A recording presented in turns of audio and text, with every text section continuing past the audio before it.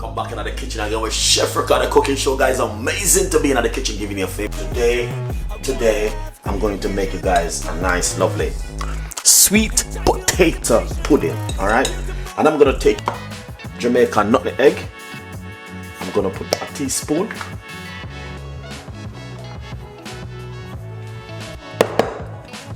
I'm going to put this aside because this is finished. Alright, that's all of the dry ingredients which I've been using. Because this side is very good for the sweet potato. Alright.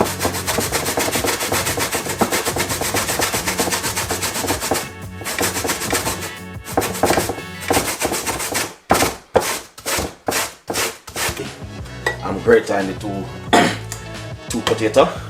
Really what a lot of works, but at the end of the day, I saw you though. Now if we're going further, yeah, show how it come out.